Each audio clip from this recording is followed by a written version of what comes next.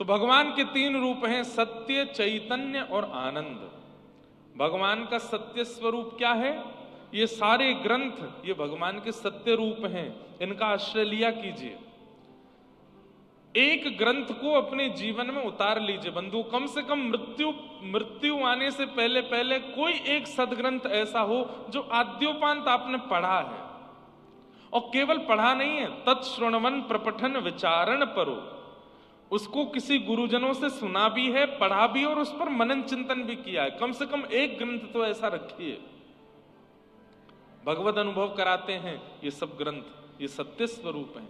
चैतन्य अपने नेत्रों के आगे दिखने वाले समस्त वैष्णव भक्त वृंदों को नंद नंदन के प्यारे आए मेरे, नंद नंदन के प्यारे। कोई भी वैष्णव दिखाई देता है, कोई भी रसिक दिखाई देता है, कोई भी धाम निवासी दिखाई देता है, या तो नंद नंदन रूप मानो या नंद नंदन के प्रिय रूप मानो और उनको प्रणाम करो। वो चैतन्य रूप है भगवान के। और तीसरा, भगवान का धाम ये आनंद रूप है। अब हम नाथ द्वारा जाते हैं, कितना आनंद आता है वहां पर। सुबह ही सुबह हल्ला होता, वैष्णवों अब श्री जी के दर्शन खुल गए हैं, चलो सब लोग आते हैं फिर दर्शन करते हैं। जल्दी जल्दी दौड़ भाग। वो आरती के समय तो बहुत अच्छा लगता है, ऐसी दौड़ करके माताएं आती हैं भीतर, आकर के ठाकुर जी के, श्री जी के मधुर दर्शन करते हैं। तो धाम क्या है? आनंद रूप है। गिरिराज जी आनंद रूप हैं, जगन्नाथपुरी महाप्रसाद आनंद रूप है, श्री द्वारिका धाम आनंद रूप है। सच्चिदानंद रूपा, ये तीन भगवान के रूप हैं। ग्रंथ, हरिजन और हरिधाम, इन तीनों को जीवन में उतारने का प्रयास कीजिए। इन तीनों का आश्रय समय समय पर लेने का प्रयास कीजिए। यही भगवान के तीन रूप है, सच्चिदानंद रूपाय। विश्वोत्पत्त्यादि हेतवे, विश्व की उत्पत्ति, विश्व का पालन, विश्व का संहार करने वाले, तापत्रय विनाशाय, तीन प्रकार के तापों का नाश करने वाले श्री कृष्णाय वयम् नमः। एक बात याद रखिए, कृष्ण भक्त, श्री जी का भक्त, वृंदावन का भक्त यदि संसारी विषय के वजह से रो रहा है तो उसको कृष्ण भक्ति छोड़ देनी चाहिए। कृष्ण प्रेमी कभी संसारी विषय के लिए नहीं रोता है। कृष्ण प्रेमी केवल उनके विरह में रोता है, उनकी याद में रोता है, उनकी स्मृति में रोता है। वो संसार के किसी विषाद के कारण, संसार की कोई दिक्कत के कारण, संसार में होने वाले शारीरिक, मानसिक, बौद्धिक या फिर पारिवारिक कष्टों के कारण कभी नहीं रोता है। क्यों? तापत्रय विनाशाय, ये श्री कृष्ण का गुण है कि उनकी शरण में आने वाले को फिर संसार के ताप सताते नहीं। सताते तो हैं लेकिन वो उनसे परेशान नहीं होता, वो उनसे पीड़ित नहीं होता। उसकी पीड़ा का कारण केवल श्री कृष्ण न मिले ये रहता है और कुछ नहीं। घर में कोई दिक्कत हो गई, कोई बात नहीं। पैसे कम हो गए, कोई बात नहीं। शारीरिक पीड़ा हो गई, कोई बात नहीं। अरे कहां तक है, कोई छोड़ के चला गया, कोई बात नहीं, इनका भगवत नाम गमन हुआ है। इस प्रकार से अपनी समस्त व्यवस्थाओं को स्वीकार करता है। लेकिन रुदन के लिए जब बात आती है तो रुरुदुः स्वस्वरम राजन कृष्ण दर्शन लालसा।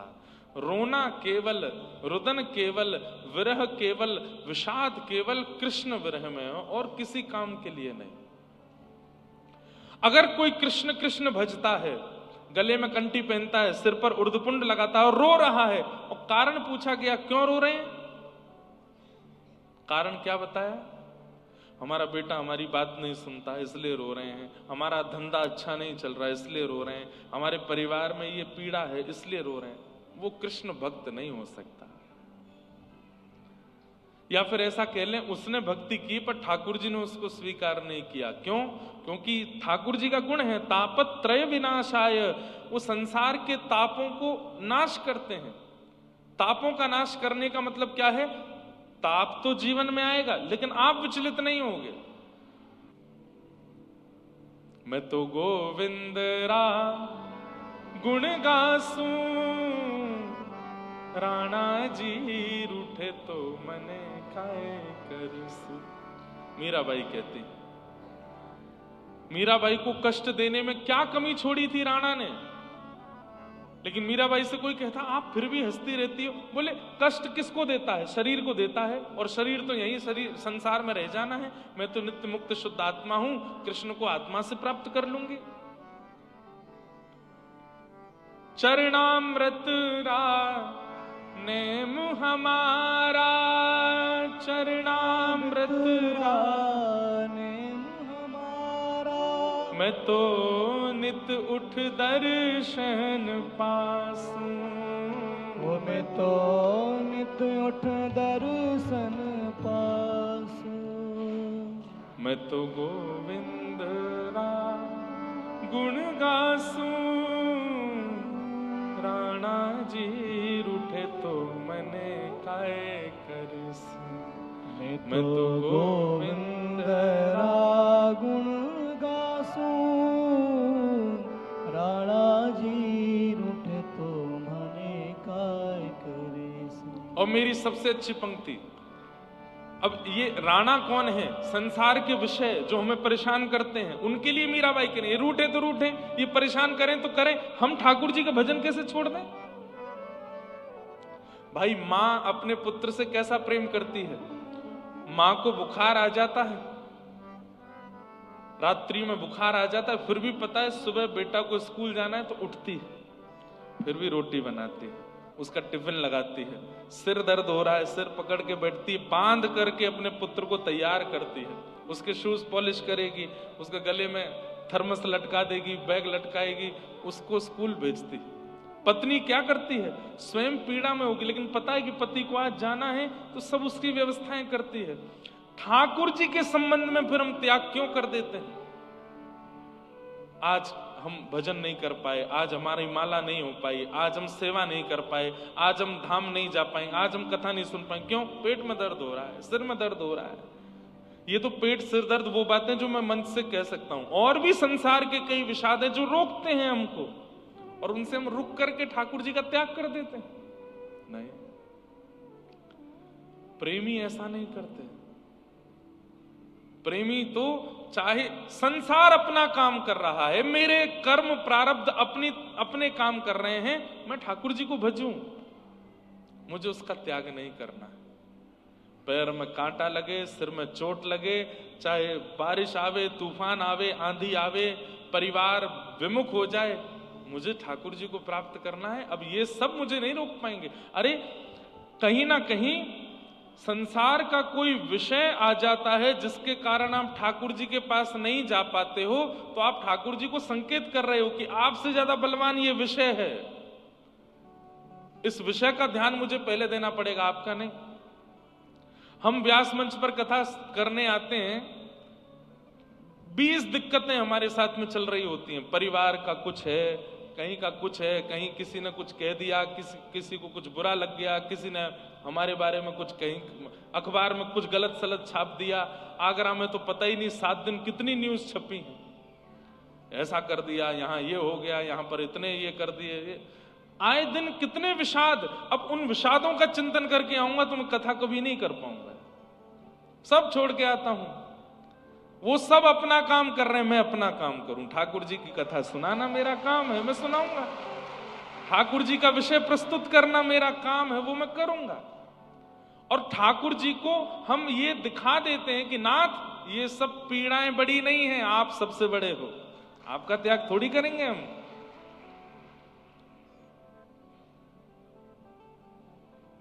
मीराबाई यही तो करती हैं। राम नाम रा जहाज चला स्या, राम नाम रा जहाज चला सा, मैं तो भव सागर तर जासूं, मैं तो भव सागर तर जासूं। मीरा के प्रभु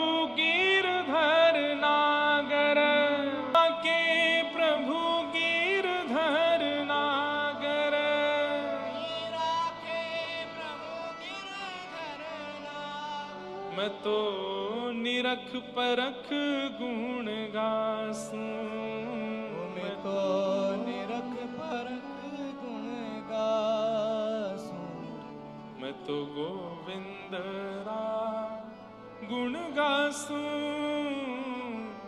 राणा जी रूठे तो मने काय करसी। मैं तो गोविंद रा गुण गासूं, राणा जी रूठे तो मने काय करीसी। तापत्रय विनाशाय, 3 प्रकार के ताप हमारे जीवन में आते हैं, आदि दैविक, आदि भौतिक, आध्यात्मिक। आदि दैविक ताप क्या है?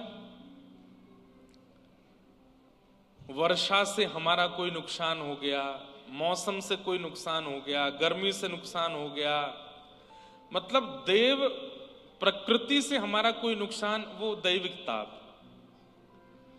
किसी व्यक्ति ने हमको कष्ट दिया, पत्नी ने कष्ट दिया, पति ने कष्ट दिया, बच्चों ने दिया, माता पिता ने दिया, पड़ोसी ने दिया, मित्र ने दिया, अनजानों ने दिया, व्यक्ति के द्वारा दिया गया कष्ट भौतिक ताप है।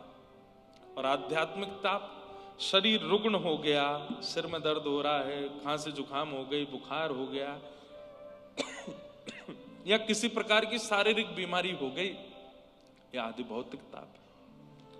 ये 3 ही ताप हैं संसार में, और इन तीनों तापों का विनाश करना ये श्री कृष्ण का गुण है। इसका मतलब क्या है?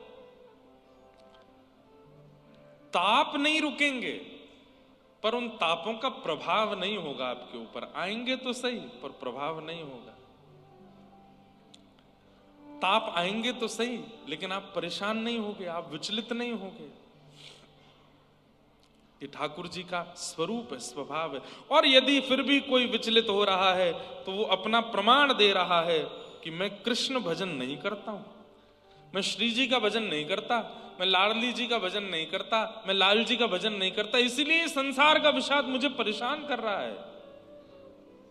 बल्कि मैं ऐसा कह दूं तो कोई अतिशयोक्ति नहीं कि आप वृंदावन चंद के भजन में लग जाओगे तो उसके बाद विषाद और ज्यादा आएंगे, परीक्षण करने के लिए कि विचलित होगे कि नहीं होगे।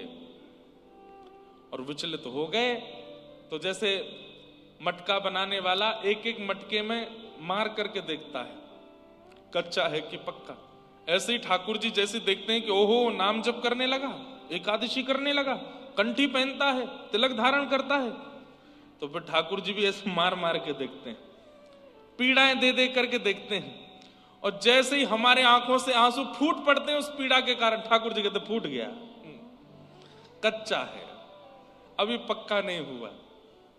लेकिन जब पक्का मटका होता है ना, तो मटका बनाने वाला पहले तो 2 उंगली मारता है, फिर भी नहीं फूटता तो फिर उसमें थप्पी मारता है, फिर भी नहीं फूटता तो फिर उसमें घुसा मारता है, फिर भी नहीं फूटता, सोई उसको लेकर के उसमें सुंदर पवित्र जल भर करके, रस भर करके दूसरों को प्रदान कर देता है। ऐसे ही ठाकुर जी हमारे साथ भी करते हैं। पहले तो इसको हमारे ब्रज में कहते हैं टंटोला। क्या बोलते हैं? ऐसे टंटोला मारते हैं ना बच्चों के, टंटोला ही बोलते हैं। और कुछ बोलते हैं? क्या बोलते हैं इसको? टंटोला बोलते हैं ना, हमारे यहाँ ब्रज में टंटोला ही बोलते हैं इसको। तो पहले ठाकुर जी टंटोला मार के देखते हैं। आपके यहाँ कुछ और बोलते हैं? टोला, आपके यहाँ टोला, हमारे यहाँ टंटोला। ब्रजवासी हैं भाई, एक शब्द ज्यादा बोलेंगे, टंटोला। तो पहले ठाकुर जी टंटोला मारते हैं, नहीं फूटे तो ठाकुर जी कहते हैं अब थप्पी मारो, थप्पी मारते हैं, तब भी नहीं फूटे तो फिर ठाकुर जी घूंसा मारते हैं, गुलचा, इसको गुलचा बोलते हैं हमारे यहाँ, गुलचा मारते हैं। या के गालन गुलचा मारो री, होरी में गाते हैं, या के गालन गुलचा मारो, और फिर भी नहीं फूटता है, तब ठाकुर जी कहते हैं ये मेरो परम भक्त है, अब याकू रस से ओतप्रोत कर दो। और ओतप्रोत करके कहां करो? बोले श्री जी की शरण में पहुंचाए तो, श्री जी की शरणागति कराए तो। इसलिए भैया विषाद आवे, पीड़ाएं आवे, दिक्कतें आवे, चाहे जैसी, हम आपसे बहुत स्पष्ट रूप से कह रहे हैं, 29 वर्ष की अवस्था में हमने बहुत कुछ देख लिया। शारीरिक पीड़ा भी देख ली, मानसिक भी देख ली, व्यवहारिक भी देख ली, सब कुछ, और अभी देखते ही जा रहे हैं। पर ठाकुर जी की बहुत बड़ी कृपा, नजर नहीं लगे किसी की कि हमको ज्यादा कोई विचलित कर नहीं पाता है। और हम ये बात इसलिए बता रहे हैं कि हम ठाकुर जी को बता रहे हैं कि नाथ आपसे बड़ा कुछ नहीं है, चाहे दुनिया कुछ कर ले, ऐसे ही आप भी करो। चाहे पारिवारिक पीड़ा आवे, चाहे मैत्रिक पीड़ा आवे, चाहे सार्वजनिक पीड़ा आवे, चाहे शारीरिक पीड़ा आवे, ठाकुर जी कहो नाथ ये अपना काम कर रहे हैं, मैं अपना काम करूं, आपको भजना मेरा काम, मैं तो आपका भजन करूंगा, मैं तो आपको ध्याऊंगा। तापत्रय विनाशाय श्री कृष्णाय वयं नुमः। श्री कृष्णाय, अब देखो कितनी सामान्य सी बात है कि अर्जुन के सामने पूरी महाभारत की सेना खड़ी है, कौरवों की, और सब धनुष बाण ले लेकर के तान के अर्जुन को मारने के लिए खड़े हैं। उस समय अर्जुन चाहता, पहले यही हुआ कि धनुष बाण छोड़ दिए, मैं युद्ध नहीं करूंगा। भगवान ने फिर कहा कि अरे कायरों जैसी बात मत कर, धनुष बाण उठा, युद्ध कर। लेकिन उस समय अर्जुन चाहता तो भगवान से कह सकता था कि नाथ ऐसा कुछ करो कि युद्ध करना ना पड़े और सब समाधान हो जाए। आप परमात्मा हो, भगवान हो, आपकी इच्छा से सब संभव है। लेकिन अर्जुन ने ऐसा कहा तो होगा, लेकिन ठाकुर जी ने मना किया, ना तुम युद्ध करो, युद्ध तुम्हें करना पड़ेगा। और भगवान ने पूरे 18 दिन तक युद्ध करवाया अर्जुन से, एक एक जगह पसीना एक करवा दिए, उसको चाह करके भी चुटकियों में निकाल दिया हो, ऐसा नहीं किया, युद्ध करवाया। ऐसे ही विषादों से भागिए मत, युद्ध कीजिए, लेकिन ठाकुर जी का आश्रय मत छोड़िए, क्योंकि विषाद बड़े नहीं है, ठाकुर जी ज्यादा बड़े, ठाकुर जी ज्यादा श्रेष्ठ है।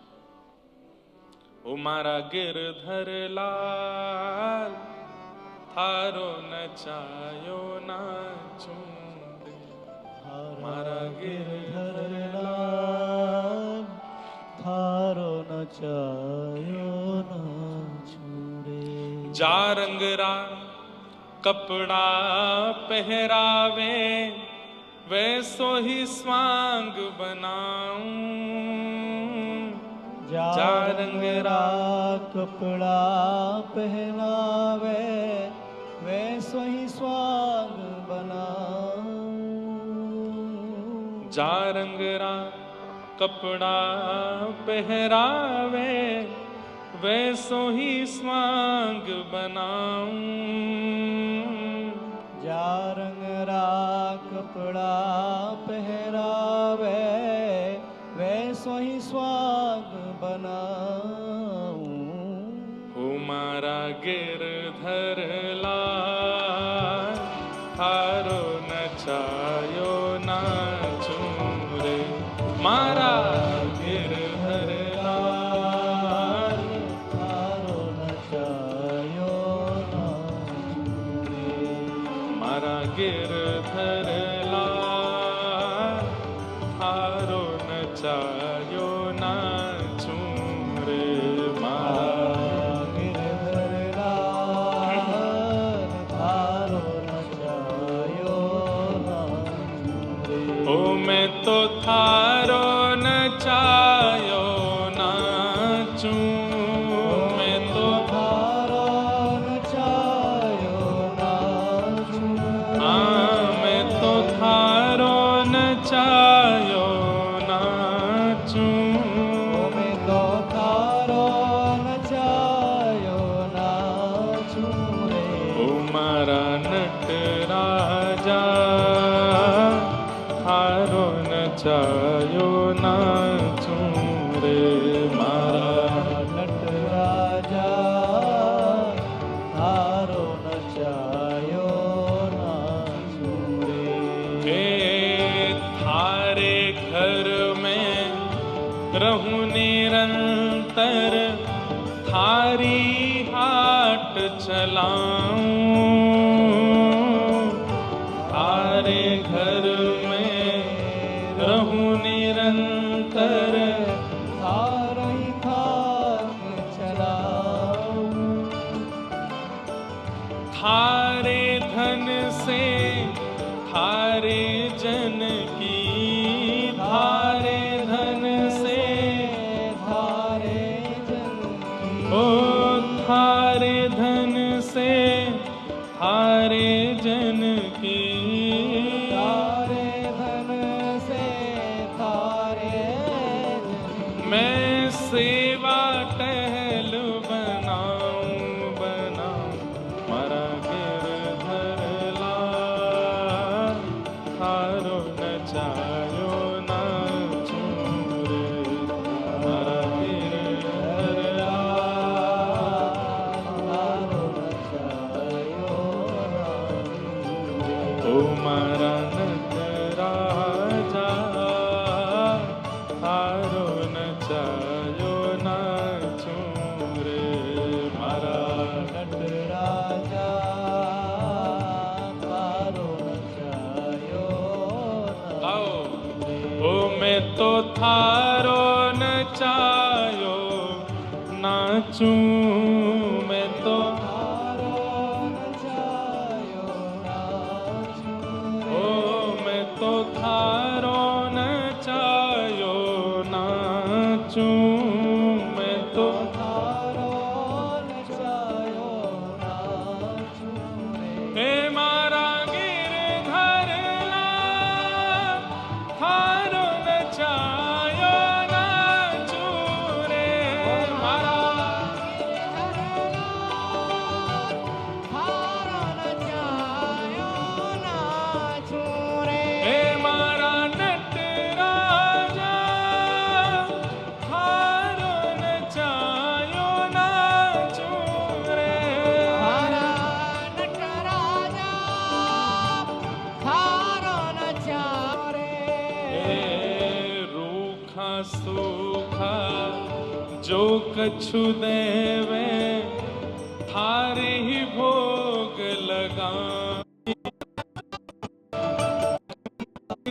काहे गिरा खानी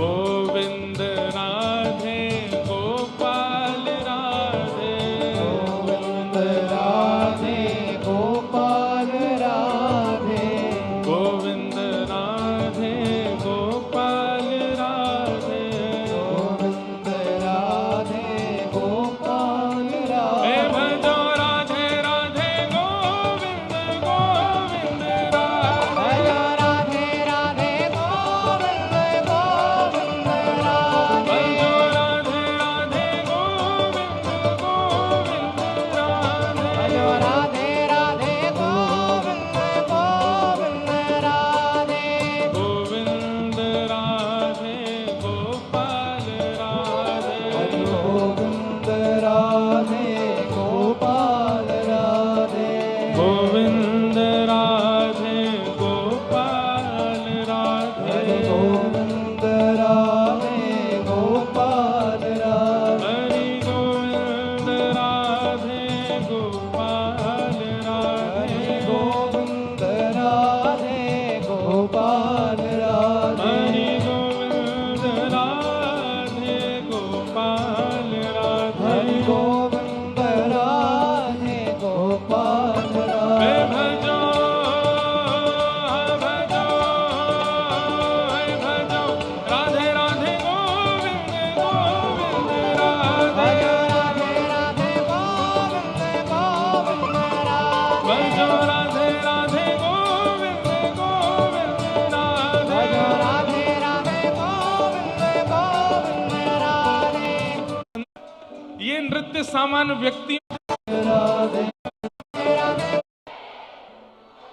जो तू तन को रोग लगावे, जो तू तन को रोग लगावे, ओढ़ सिरख सो जाऊं,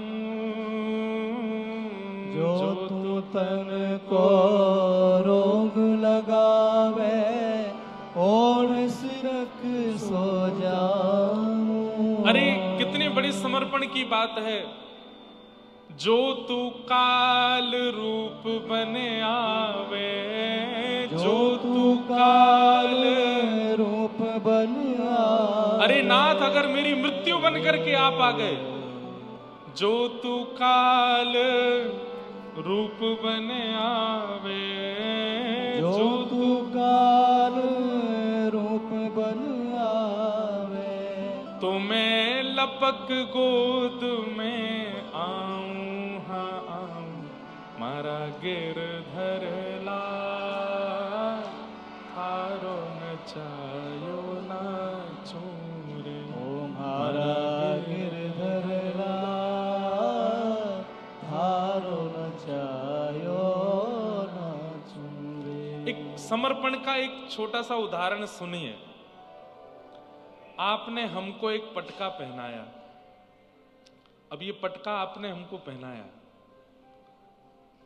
अब इस पटके को मैं ऐसे पहनूं, आपने मुझे पहना दिया, अब इस पटके को मैं ऐसे पहनूं या ऐसे पहनूं या ऐसे पहनूं, इसमें मेरी इच्छा है ना। अरे कहां तक कहें मैं इससे कपड़ा पोंछ, कोई गीला बस सामान हो गया उसको पोंछ दूं, अपनी गाड़ी साफ कर दूं, इसको बिछा के बैठ जाऊं, इसमें किसका अधिकार है? मेरा अधिकार है ना। आप फिर मुझसे कह नहीं सकते महाराज इस पटके को ऐसे मत रखो, ऐसे आपने दे दिया, अब ये मेरी जिम्मेवारी, मैं जैसे चाहूं वैसे इस पटके को धारण कर सकता हूं। और कहां तक कहूं, मैं चाहूं तो किसी और को भी पहना सकता हूं, आप मुझे रोक नहीं सकते, क्योंकि इस पर पूर्ण अधिकार मेरा है। मैं चाहूं तो इसके एक एक रेशे को निकाल करके इसको उधार दूं। ऐसा ही समर्पण होता है कि नाथ अब हम आपकी शरण में आ गए, अब आप जैसे चाहे, जो आपकी इच्छा हो हमारे साथ आप कर सकते हो। हम आपको बिल्कुल, श्री पंडित जी महाराज की मैं ये बात कभी कभी कथा में कहता हूं।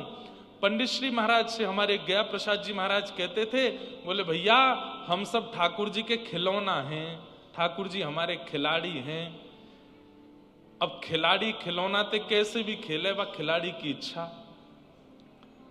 ठाकुर जी से बस एक ही प्रार्थना करनी चाहिए, नाथ आप चाहे हमारी गर्दन मोड़ो, चाहे हमारे हाथ तोड़ो, चाहे हमारे पैर खींचो, पर याद रहे खिलौना मुझे ही रखना, बदल मत देना, किसी और के प्रति रीझ मत जाना, सदा मैं ही रहूं।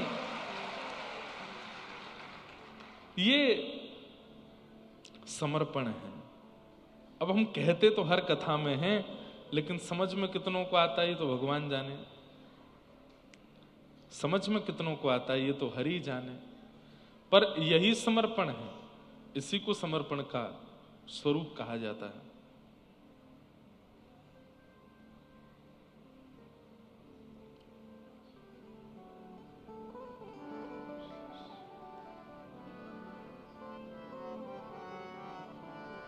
श्री चैतन्य महाप्रभु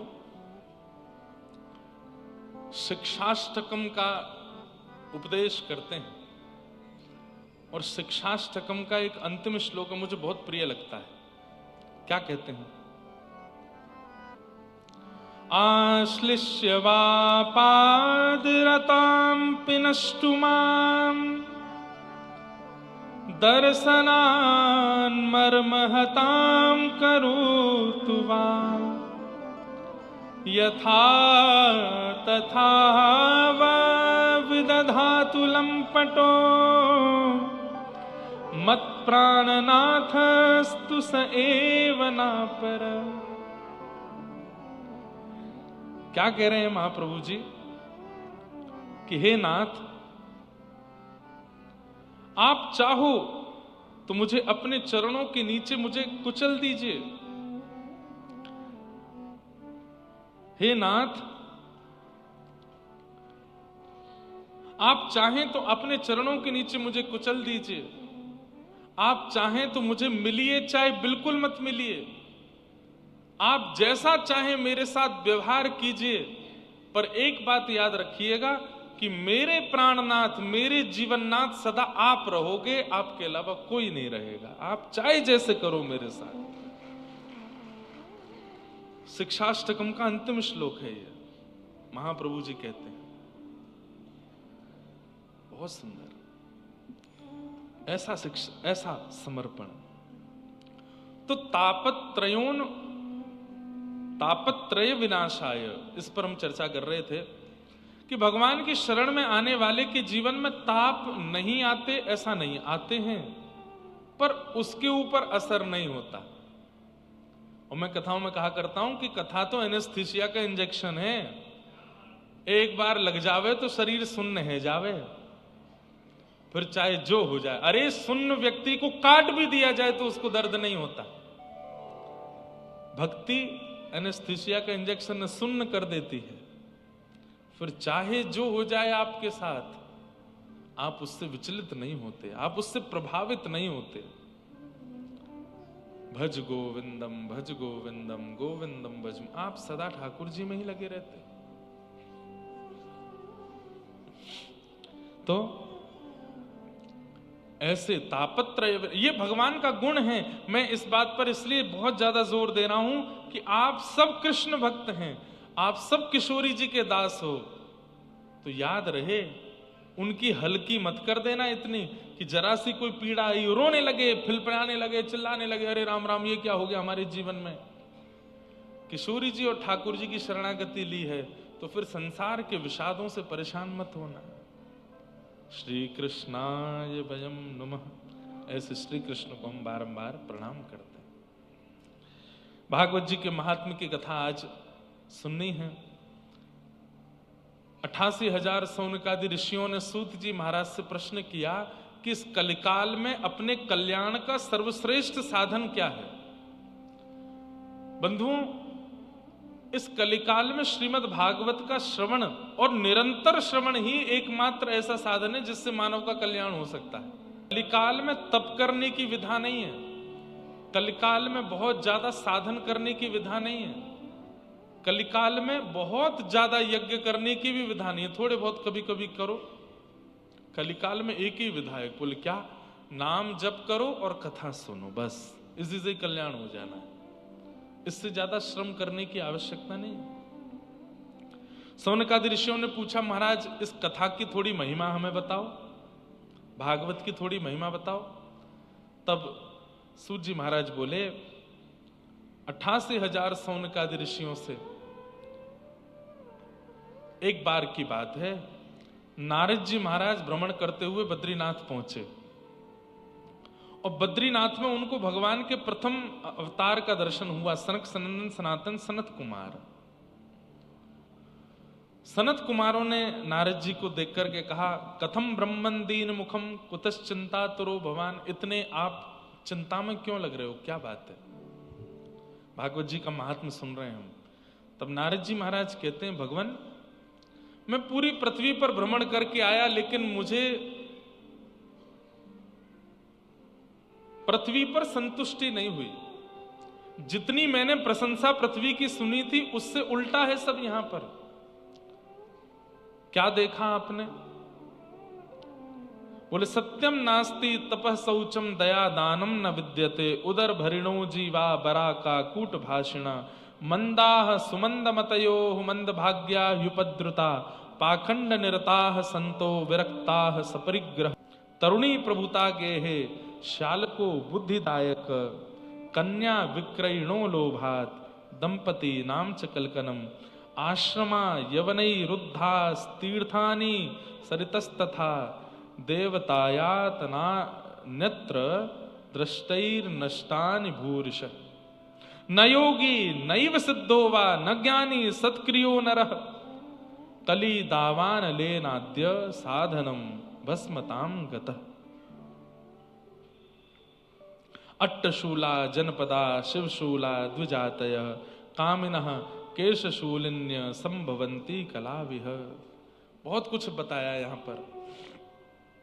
अब आप सोचिए, लगभग 5,000 साल पुरानी घटना है जो हम सुन रहे हैं। 5,000 साल पहले नारद जी ने जो कहा वो आज भी आपको दिखेगा। क्या कह रहे हैं? सत्यम नास्ति। लोग सत्य नहीं बोलते कलयुग में, झूठ बोलते हैं, बात बात पर झूठ बोलते हैं, सत्यम नास्ति। और एक बात सुनिए, संसारी झूठ बोलिए कोई बात नहीं, लोग आजकल भक्ति में झूठ बोलने लग गए हैं।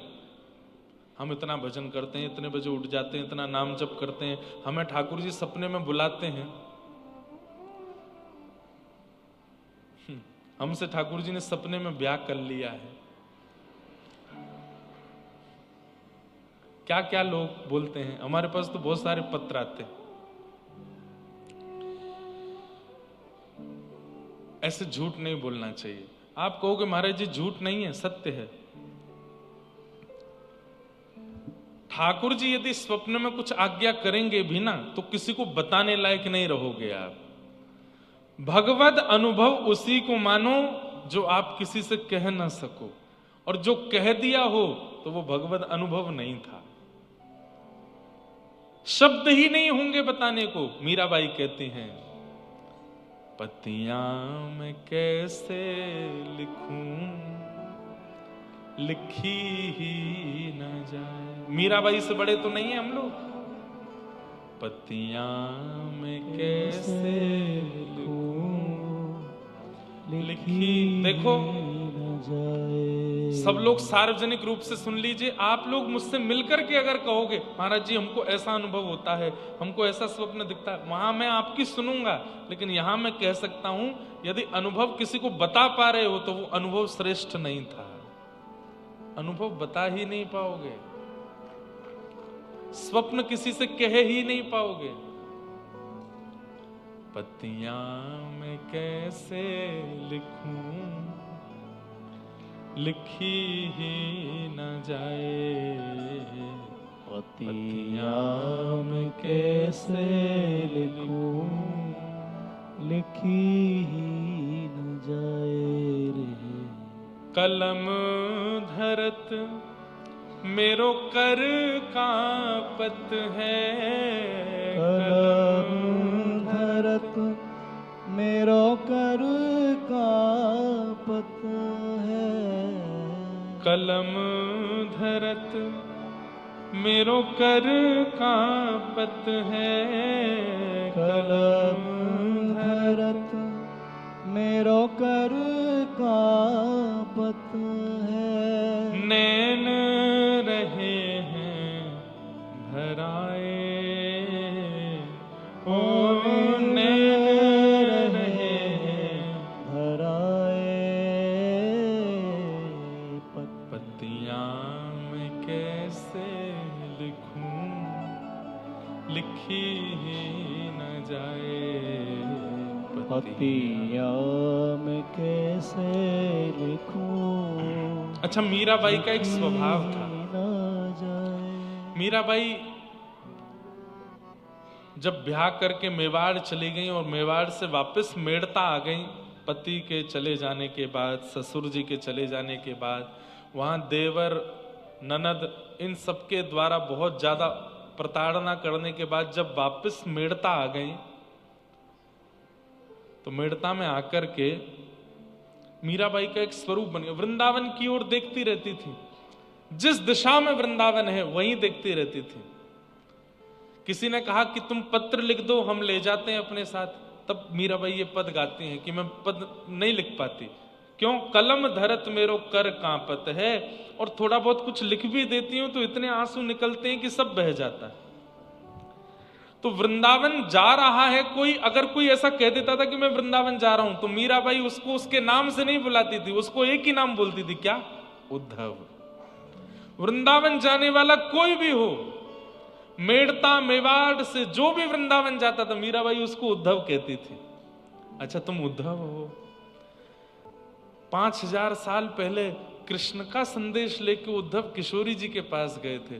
तुम आज के उद्धव हो, मीरा का संदेश लेके कृष्ण के पास जाओगे? तो लिख के दे दो। लिख तो पाती नहीं हूं, तो फिर क्या करें? हमारी विपत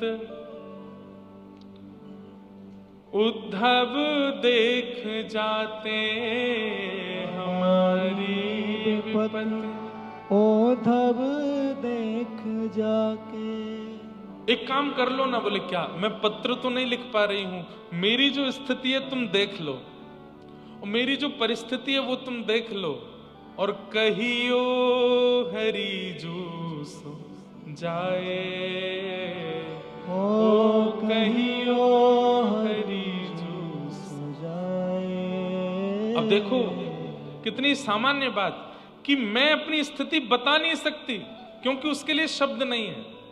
जो बता पा रहे हैं इसका मतलब उनकी स्थिति बनी नहीं है। मीराबाई कह रही तुम देख लो, और तुमको जो समझ में आ रहा हो मुझको देख करके वो हरि जी के जाकर के कह देना।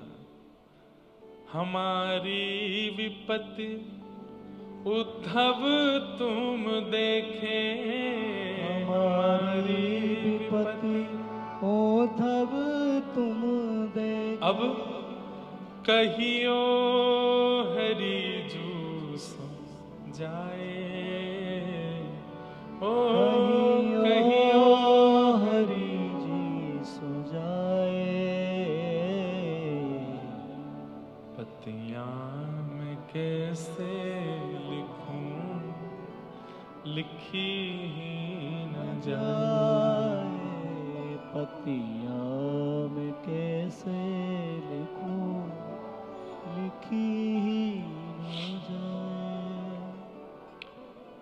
मीरा के प्रभु गिरधर नागर, मीरा के प्रभु गिरधर नागर। बस एक बात मेरी तरफ से कह देना। क्या? मैं और तो कुछ ज्यादा नहीं बता सकती, बस एक बात मेरी तरफ से कह देना।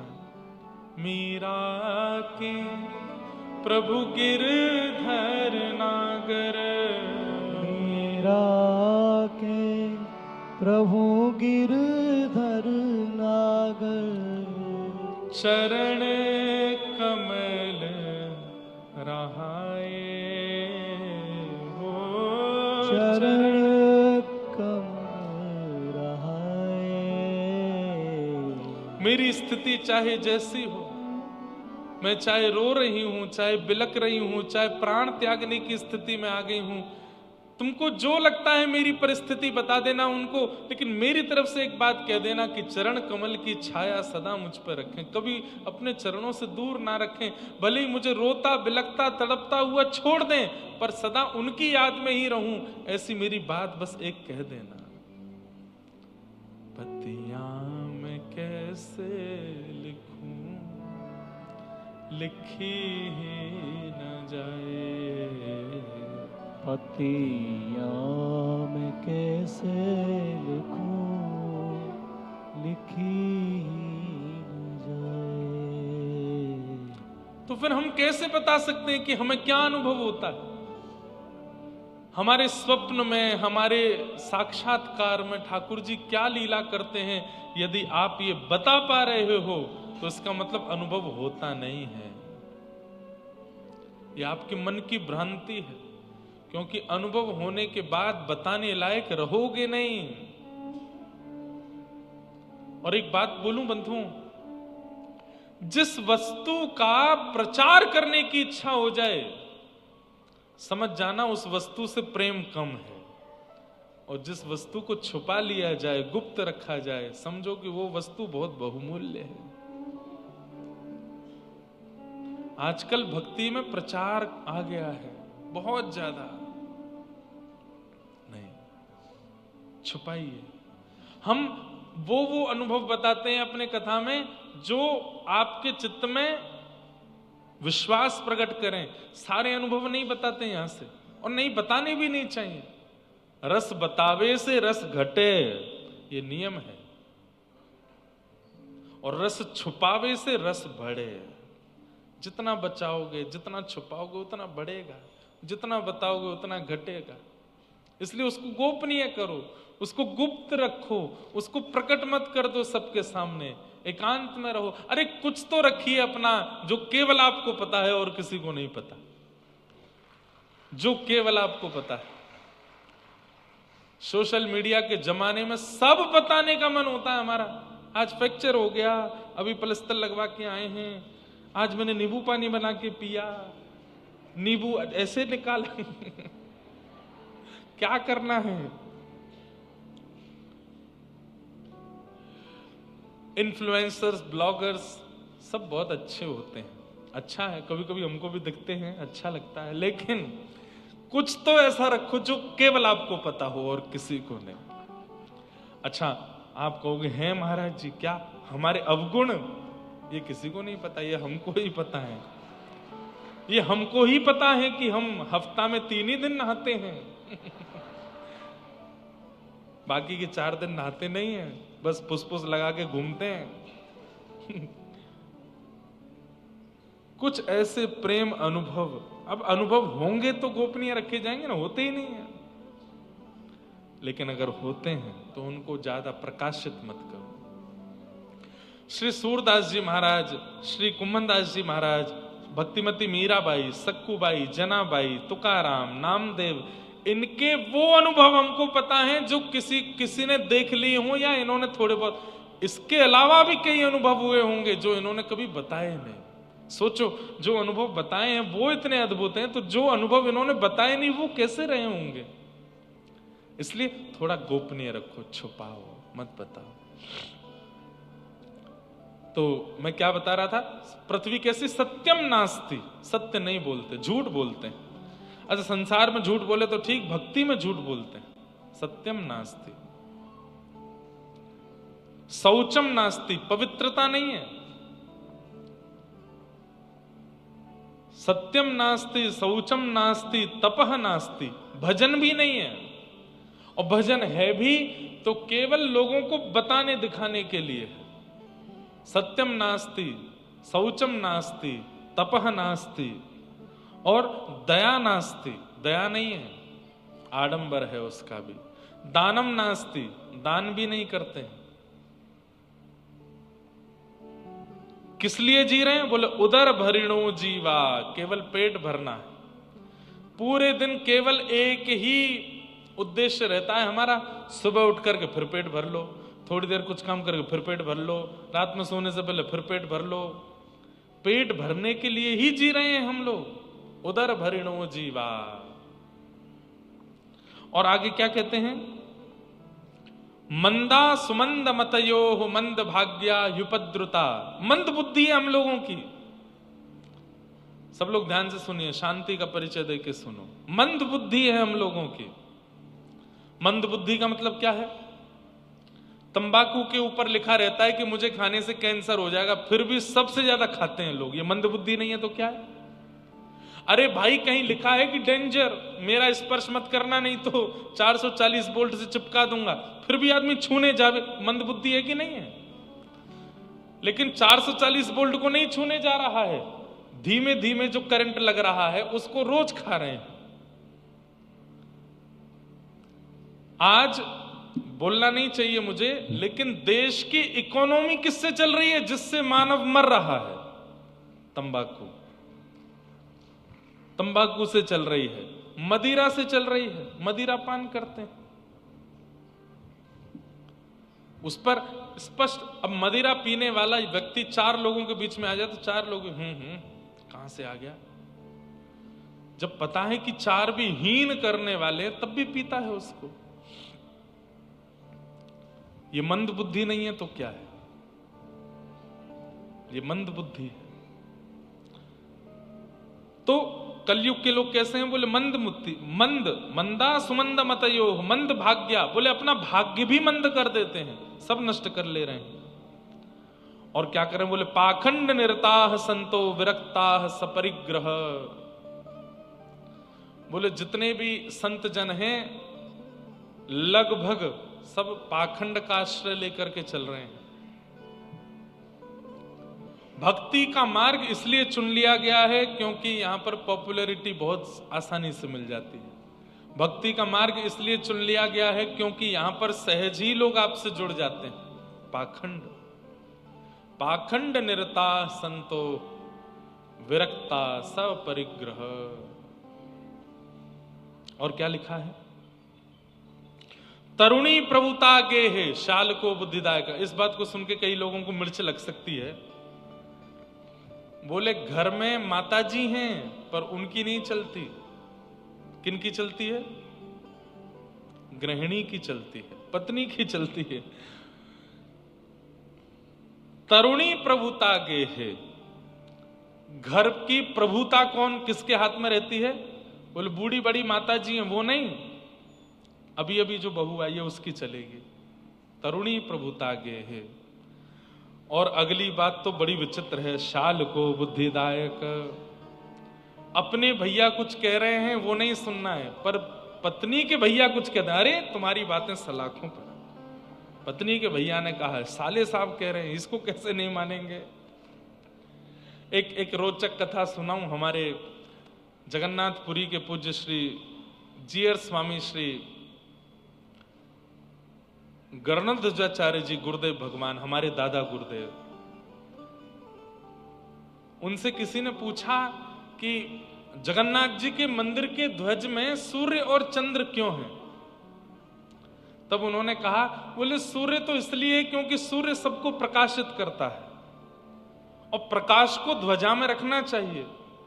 जो अंधकार को दूर करे उसको ध्वजा में विराजमान करना चाहिए। बोले चंद्रमा क्यों है? और चंद्रमा भी आप जगन्नाथ जी की ध्वजा जी में देखेंगे पूर्ण चंद्रमा नहीं है, चौथ के चंद्रमा है। तो बोले चंद्रमा क्यों है? तब गुरुजी हंस करके विनोद में बोलते हैं, बोले भगवान के साले साहब हैं। क्यों? लक्ष्मी जी कहां से प्रकट होती हैं?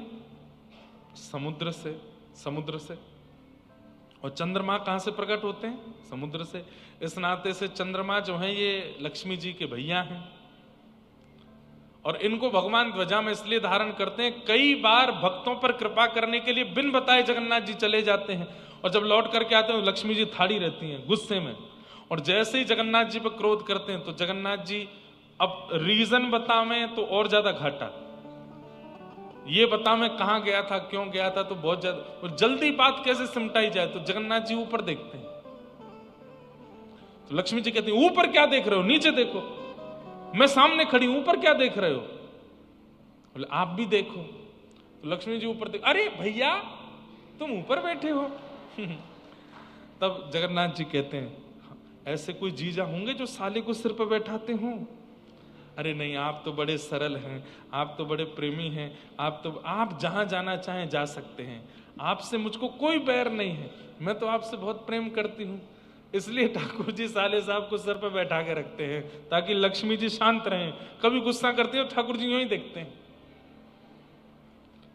और कभी ज्यादा गुस्सा हो जाती है तो ठाकुर जी कहते हैं, ठीक है ध्वजा जी में सूर्य ही अकेले बढ़िया है, चंद्रमा को निकाल दे। नहीं नहीं नहीं नहीं, हम कुछ नहीं कहेंगे, उनको बैठे रहने दो ऊपर। मतलब भ्रातृ प्रेम। एक विनोद में ऐसे महाराज जी सुना रहे थे, तो शाल को बुद्धिदायक, घर में भाई हैं, बड़े भाई हैं, पर उनकी नहीं सुननी है। पत्नी के भैया कहते हैं, जीजा जी ऐसा, जो आज्ञा करेंगे। शाल को बुद्धिदायक। और क्या लिखा है? कन्या विक्रयिणो लोभात् दंपती नाम च कलकलम। बोले विवाह शब्द गलत है, कलयुग में जो हो रहा है उसका नाम होना चाहिए कन्या विक्रय। नारद जी महाराज कह रहे हैं, बोले कन्या का विक्रय किया जाता है, हिसाब लगाया जाता है, कितने में लोगे हमारी बेटी को? नहीं नहीं इतना तो कम है, थोड़ा और ज्यादा देना पड़ेगा। क्यों? हमारे बेटा ने डॉक्टरी की हुई है, कम से कम 5 करोड़ का तो पैकेज होना चाहिए। कन्या विक्रयनो लोभात्। कन्या सुंदर है, सुशील है, पढ़ी लिखी है, बुद्धिमान है, उससे कोई फर्क नहीं पड़ता। हमारी प्रार्थना है जो बीच कथा में जो श्रोताजन आपस में उठ के बातचीत कर रहे हैं वो बैठ जाएं, ऐसे बात ना किया करें, विराज जाए। क्या बता रहा था मैं? कन्या विक्रयण लोभात्। वो पढ़ी लिखी है, सुंदर है, सुशील है, बुद्धिमान है, मेधावी है, इससे कोई फर्क नहीं पड़ता। जब आई थी तो कितना लेके आई थी, इससे उनका औहदा डिसाइड किया जाता है ससुराल में। अब सोचिए, ये आज नहीं, ये 5000 साल पहले नारद जी बता रहे हैं कि कन्या विक्रयणो लोभात दंपती नाम च कल्कनम आश्रमाय वनैरुद्धास्तीर्थानि सरस्तथा न योगी नैव सिद्धो वा न ज्ञानी सत्क्रियो नरः। न कोई योगी है, न कोई ज्ञानी है, न कोई सिद्ध है, सब केवल पाखंड में भरे पड़े हैं संसार में। गिनती के कुछ 5-10% लोग हैं जो वास्तविकता में जी रहे हैं, नहीं तो सब पाखंड कर रहे हैं। नारद जी महाराज ऐसा बता रहे हैं।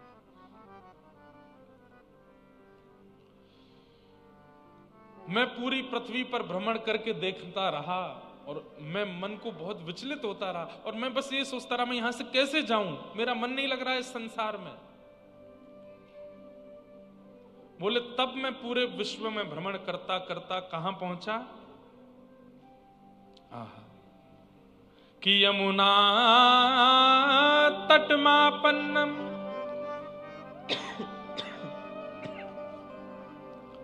यत्र लीला हरेर्भूत।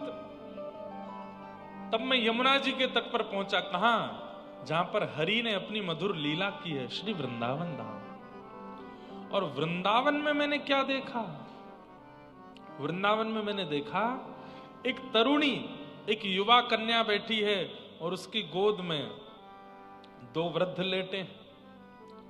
वो 2 वृद्ध कौन थे और वो तरुणी कन्या कौन थी? बोले कि वो भक्ति महारानी, और उसकी 2 गोद में जो है वो ज्ञान और वैराग्य, उसके पुत्र। भक्ति युवा है और ज्ञान और वैराग्य वृद्ध हैं। भक्ति सब करते हैं पर ज्ञान और वैराग्य को कोई नहीं पूछता है, इसलिए ज्ञान वैराग्य वृद्ध हो जाते हैं। तब भक्ति महारानी से नारद जी महाराज कहते हैं, देवी आप कौन हो, आपकी गोद में ये 2 कौन लेटे हैं? बोले ये मेरे पुत्र ज्ञान वैराग्य में भक्ति हूं। नारद जी कहते हैं आप युवा हैं, आपके बालक वृद्ध हैं, ऐसा कैसे? बोले लोगों में भक्ति तो बहुत है पर ज्ञान शून्य भक्ति है, वैराग्य शून्य भक्ति है, इसके कारण। तो बोले ज्ञान और वैराग्य को युवा कैसे किया जाए? तो कहा कि आप जाकर के किसी महापुरुष से पूछिए कि मेरे बालक युवा कैसे होंगे। तब नारद जी महाराज सब जगह पूछते पूछते पूछते बद्रीनाथ पहुंचे और बद्रिक आश्रम में जाकर के सनक सनंदन सनातन सनत कुमारों से पूछते हैं कि वहां भक्ति के पुत्र ज्ञान और वैराग्य युवा कैसे होंगे, उनके लिए कोई कारण बताओ। तब सनत कुमारों ने 5 प्रकार के यज्ञ बताए हैं कि द्रव्य यज्ञ, तपो यज्ञ, योग यज्ञ तथा परे, स्वाध्याय ज्ञान यज्ञश्च ते तु कर्म विसूचका। 5 प्रकार के यज्ञ हैं। सबसे पहला यज्ञ क्या है? ध्यान से सुनो, द्रव्य यज्ञ। ठाकुर जी का श्रृंगार करना, ठाकुर जी की माला जी बनाना, ठाकुर जी के बंगला बनाना, ठाकुर जी के मनोरथ करना, ठाकुर जी की सेवा में द्रव्य का प्रयोग करना, ये द्रव्य यज्ञ है, ये प्रथम यज्ञ है। इससे भी ज्यादा श्रेष्ठ यज्ञ कौन सा है? बोले तप यज्ञ। एकांत, ठाकुर जी के मनोरथ करके अब एकांत में बैठ करके उनको निहारते हुए भजन करना, नाम करना, जप करना, स्मरण करना, उससे भी श्रेष्ठ यज्ञ। उससे भी श्रेष्ठ यज्ञ क्या है? द्रव्य यज्ञ, तपो यज्ञ, योग यज्ञ। योग यज्ञ का मतलब क्या है? कथाएं सुनना, सत्संग करना, हरिजनों से मिलने के लिए जाना, उन्हें प्रणाम करना, ये सब योग यज्ञ है। मतलब ठाकुर जी के मनोरथ करना, जप करना, उसके बाद हरिजनों के दर्शन करना, ये योग यज्ञ। योग का मतलब प्राणायाम भी होता है पर योग का मतलब मिलना भी होता है, हरि भक्तों से, हरिजनों से, हरि वैष्णवों से मिलना। द्रव्य यज्ञ, तप यज्ञ, योग यज्ञ, और चौथा यज्ञ बताया स्वाध्याय यज्ञ, स्वाध्याय करना, स्वयं अध्ययनम, अपने गुरु के द्वारा, आचार्यों के द्वारा बताई गई प्रणाली का स्वयं अध्ययन करना, स्वयं निरध्यासन करना, स्वाध्याय। और इन सब में सबसे बड़ा यज्ञ क्या बताया? बोले ज्ञान यज्ञ, भागवत की कथा सुनना और सुनाना, ये सबसे बड़ा यज्ञ है। हे नारद जी, मेरी दृष्टि में तो भक्ति के दोनों पुत्रों को युवा करने के लिए आपको ज्ञान यज्ञ करना चाहिए। नारद जी महाराज बोले, मैं गीता का पाठ सुना चुका हूं, मैं वेद वेदांत का पाठ उन्हें सुना चुका हूं। गीता पाठ से, वेद वेदांत के पाठ से कोई फर्क नहीं पड़ा, तो भागवत जी के पाठ से कैसे हो जाएगा? तो सनत कुमार हंसने लगे। बोले, किसी व्यक्ति को भूख लगी हो और वो आम के पेड़ के पास जाकर के सोचे कि आम इतना मीठा, आम इतना रस, संगमम चलभते पुरुषो यदा वे अज्ञान हेतु कृत मोह मदांधकार नाशम विदाय तदोदयते विवेक। जय हो महाराज, बड़ी कृपा। अब आप भागवत की कथा कौन करेंगे ये बता दीजिए। तब आपने बताया, बोले कि जो श्रेष्ठ ज्ञानी हो उससे कथा कराओ।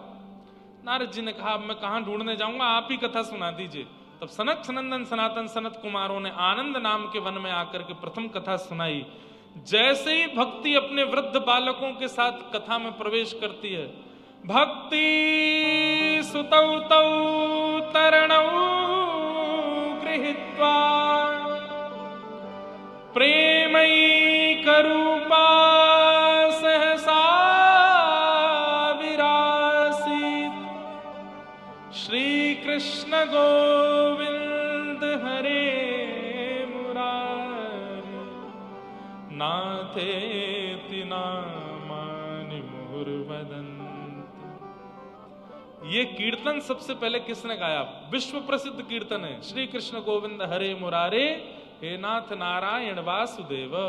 ये भक्ति और उनके दोनों पुत्र ज्ञान वैराग्य मिलकर के भागवत कथा में प्रवेश करते समय गा रहे हैं। धीरे धीरे धीरे धीरे ज्ञान वैराग्य बिल्कुल युवा हो गए और भक्ति महारानी बड़ी प्रसन्न हो गई। बंधुओं, एक बात सुनिए, सूक्ष्म ज्ञान और सूक्ष्म वैराग्य तो सबके चित्त में होना चाहिए। सूक्ष्म ज्ञान क्या है, क्या सही है, क्या गलत है, इतना बोध होना ये ज्ञान है। कम से कम नाम जप करते हैं, भजन करते हैं, कथा सुनते हैं, तो इतना बोध होना चाहिए कि क्या उचित है और क्या अनुचित है अपने जीवन में, अपनी परिस्थितियों में। इतना ज्ञान सबको होना चाहिए। क्या खाना है, क्या नहीं खाना है, क्या पहनना है, क्या नहीं पहनना है, कहां जाना है, कहां नहीं जाना है, कैसे रहना है, कैसे नहीं रहना है, इतना बोध तो होना चाहिए। ये इतना ज्ञान आवश्यक है। अब आजकल के युवा बालक की जिंदगी ना मिलेगी दोबारा, एक ही बार मिली है, कर लो इसमें फटी जींस पहन के डोलो, उल्टा सीधा खाओ पियो, सारे ऊधम मचा लो जीवन के, जितने करने सब कर लो इसी जीवन में। हवाई जहाज से कूद पड़ो, जितने पीले पानी हैं दुनिया में सबको पी पी करके देख लो कैसा स्वाद है उनका। इस वाले जानवर को भी खा के देखो, इसको भी खा के देखो, मजा आएगा, देखते हैं इसका स्वाद। अरे क्या ये कोई विवेक है?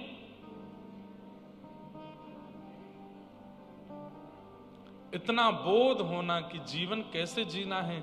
ये मैं 2 दिन से आगरा में भी एक ही बात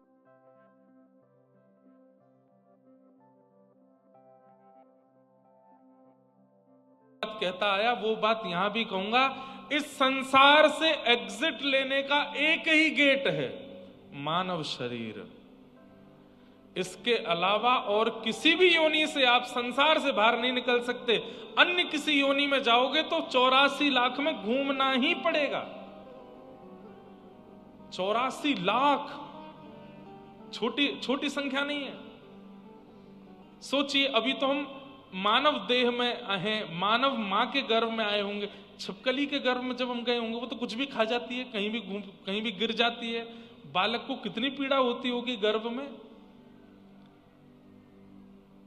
कबूतर हैं, कुत्ता है, सुगर है, इन लोगों के गर्भ में जब हम जाते होंगे तो यहाँ की माताएं, कई जानवर तो ऐसे होते हैं जन्म लेते ही बालक को ही खा जाते हैं। 84 लाख में और कोई भी एग्जिट गेट नहीं है, केवल एक एग्जिट गेट है, वो है मानव शरीर। और इस शरीर को भी केवल हमने भोग भोगने में लगा दिया। अच्छा खाओ, अच्छा पियो, ये भी खा के देखो, ये भी पहन के देखो, ऐसा भी करके देखो, इसके साथ भी प्रेम कर लो, उसके साथ भी प्रेम कर लो, सबसे प्रेम कर लो, बहुत सारे संबंध बना लो, इसके साथ छल कर दो, इसके साथ कपट कर दो, इसके साथ बुरा कर दो, इसकी निंदा करो। तो एग्जिट गेट बंद नहीं हुआ, आपने चौक कर दिया, ताला लगा दिया, सील और लगा दिया, अब नहीं निकल पाओगे। क्योंकि इस जन्म में जो जो आपने कर लिया उस सब का जो वो बना है, उसका जो हिसाब बना है, उसको भोगने के लिए फिर 84 लाख में जाना पड़ेगा। इसलिए दिन बहुत कम है हमारे पास, समय बहुत कम है। आपस में लड़ना, झगड़ना, कपट करना, छल करना, द्वेष करना, ईर्ष्या करना, अभक्ष खाना, इन सब में समय व्यर्थ मत कीजिए। पुरुषोत्तम मास में वृंदावन आए हो, आज ही संकल्प लेके जाइए कि इस संसार से निकास का एक ही द्वार मानव देह है, और एक ही तरीके से उस निकास द्वार की चाबी एक ही है। क्या? हरेर नाम, हरेर नाम, हरेर नामैव केवलम, कलौ नास्त्यैव नास्त्यैव नास्त्यैव गतिरन्यथा। इस शरीर रूपी एग्जिट गेट की, निकास द्वार की एक ही चाबी है, और वो क्या? हरि का नाम। उस हरि का नाम, जैसे कहते हैं ना कि एक चाबी के गुच्छे में बहुत सारी चाबी है, एक एक करके लगा के देखते रहो, किसी से तो खुलेगा, किसी से तो खुलेगा। ऐसी हर दिन जप करते रहो, जप करते रहो, जप करते रहो, किसी दिन वो एग्जिट गेट खुलेगा। और जैसे ही इसका निकास द्वार खुलेगा, प्रिया प्रियतम सामने ही खड़े मिलेंगे। आहा, सामने ही मिलेंगे। हमारे वृंदावन में कहते हैं, आन मिलो परिवार आपन्यों, आन मिलो परिवार आपन्यों, सखी समाज मिलायो, सखी समाज